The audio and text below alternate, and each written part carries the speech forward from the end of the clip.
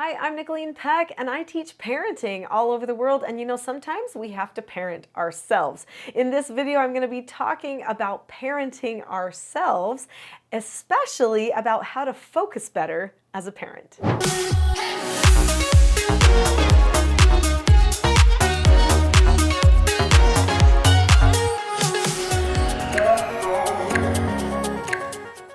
In this video, we're going to talk about why parents might have problems focusing. Let's see if some of the things I've thought of match why you or someone you know might be struggling with that. And then we're going to talk about why these things can be problems for parents and what we can do, how we can train ourselves and parent ourselves forward so that we can improve and not lose focus so often. This whole channel is about self-government. I think it's important that we start with an understanding of what self-government is, because it doesn't just apply to our children, even though the majority of these videos are about things that we do to help the children. It actually applies mostly to us because it's self-government. So what is self-government? The definition of self-government is being able to determine the cause and effect of any given situation and possessing a knowledge of your own behaviors so that you can control them. So that means that as a parent, we have to say, okay, what's going on with us? What is it that I want to accomplish? What's getting in my way? And what plan am I going to make to now switch directions and really get closer to that desired goal that I have? If you're watching this video, my guess is that you hope to focus better. You're trying to accomplish some things and you keep losing focus. And you're wondering, what can I do about that as a parent? Because it seems to me like I can't seem to get a handle on this, even though I really want to. Now, one thing I have to bring up, this might not be a very popular thing to talk about, but diet. Okay, this won't affect everybody, but it might affect some. And so that's why I'm bringing it up. I have a really good friend, genius. She's so smart. She's incredible. I've learned so much from her. She's been a great mentor to me in my lifetime. And she said to me, Nicholeen, I'm going to not eat gluten anymore. And I was like, oh, why? Do you have celiac disease like I do? Because I have celiac disease, so I can't eat gluten. And she said, no, but I've noticed something. Every time I eat gluten, I just can't really think clearly. I can't focus. And it's a funny thing because if I ever eat any artificial sugars, like I can have stevia and I can have like monk fruit, a bit of that, but really anything else, agave and erythritol and Splenda and NutraSweet, any of those other things, if I have any of those other things, my head gets like weird. I can't think. Be really looking carefully at food, okay? And see if you notice anything with food, because that can make a big difference on your ability to focus. So this friend of mine, she went off gluten and boom. She's like, oh, everything is so clear again. I was in a fog for so long. But when she got her body cleaned out, it made such a difference for her. So that's one little simple option, but I think the majority of people just have to learn how to habit train themselves. And so we're gonna spend some time talking about that. Now, if you're subscribed to this channel, you know that I talk a lot about how to instill good habits in your children and yourselves. And those good habits are all based upon that concept that you can choose, because you have self-government. So what habits do we need to be forming if we are wanting to focus better? Well, first we have to say, okay, what is it that's happening that's making us not focus? Is it food? Okay, now this is a different take on food, but are we thinking about food a lot? Or are we thinking about cleaning up things? Is it cleaning? Are we thinking about exercise? Are we thinking about social things like calling friends or looking at stuff online, answering our texts? Are we just wanting to see what that next ding was on our phone? Those notifications that get in the way all of the time. We have to say to ourselves very honestly, what is getting in the way? What is it when I am struggling to focus that I am thinking about? Okay, then you have to say, what is the first thought I have before I turn to that? Do I think about a friend like, oh, I wonder what my friend is doing, or I wonder if she responded to me, or I wonder if, do I start to think a social thought? If that happens, then that is our trigger. This caring about somebody socially, or thinking about having a connection with another person because maybe we're more of an extroverted person. I know I am. Boy, I could really do all kinds of like social distraction for myself all of the time. But it's definitely not worth getting trapped in there, because then I don't get anything else done. And in order for me to write something and to accomplish the things I do to help all of your families, I have to be able to focus in.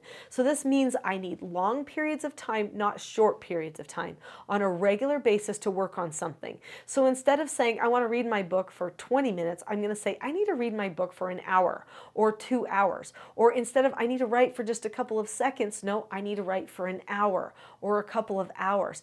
And I work myself up to that if that seems too big at the beginning. So take off small bites, okay, and then work yourself up to focusing in longer. Set yourself a goal. I want to focus on whatever project it is for an hour at a time, and then move it up in maybe 10-minute increments over a period of time until you get there. That's what I had to do at first with some of the things that I was having a hard time focusing on. So how do you habit train yourself now that you know what gets in your way? Maybe it's the thought of food, maybe it's the thought of a friend, or the thought of cleaning something. Whatever it is that gets in the way, it's just a thought. Please remember that. It's a thought that can sabotage you. It can throw you off course. You have a plan for yourself. So what you need to do is when you get that thought, train yourself to ask yourself a question. So here comes the thought. I wonder what my friend is doing, or I wonder if she's responded to me yet. Whatever that thought happens to be.